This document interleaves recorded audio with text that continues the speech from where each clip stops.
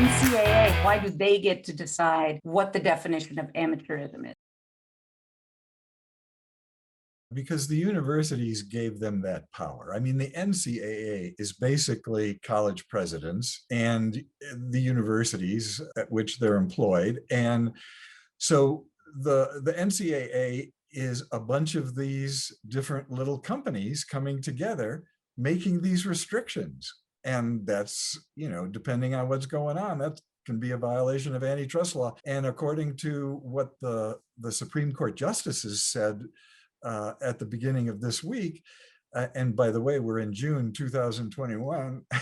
Always take a look at the dates of our videos because it's Right. current information, but only, we can't see into the future as much as we would like to. Yeah. So the new Supreme Court justices, the conservatives, Kavanaugh and Gorsuch, they made all sorts of statements that indicated that they're open to hearing many more antitrust cases filed against the NCAA, and they don't see any reason why the NCAA should have the power that we've been talking about right now. And so they opened up the door. The case that they just had was a pretty narrow ruling related to educationally relevant expenses and experiences, but they opened up the door for other lawsuits, and they're going to come pouring in. Now, am I right to say that there are some universities who are embracing this idea and want to move forward, and the NCAA is saying, no, if you do that, you're out of the league, you're out of the conference. What has that been happening a lot?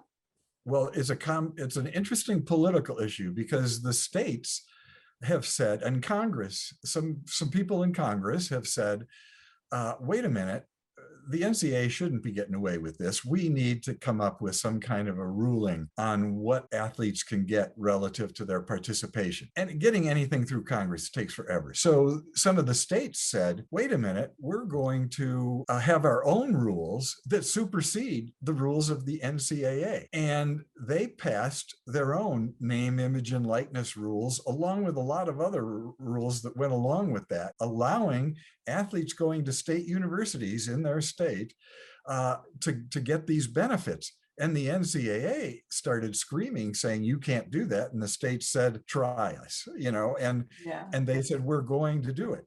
And so there are 8 states right now that their rules go into effect in a couple of days, June 1st, that allow athletes to use social media, to become an influencer, to sign endorsements, to work for the local car dealer and represent the dealer and get an endorsement for saying, I like Chevrolets, as long as they don't conflict with one of the sponsors that the NCAA has. So Alabama, Mississippi, Georgia, Florida, Arkansas, Texas, New Mexico, and just yesterday, Kentucky have all said, we've got rules coming into effect June 1st. And by the way, those rules really give athletes in our states a break. So we're going to be able to recruit all the good athletes. And the states that don't have these rules are going to be second rate. So now we've got an arms war going on related to what athletes how they can benefit under certain state laws.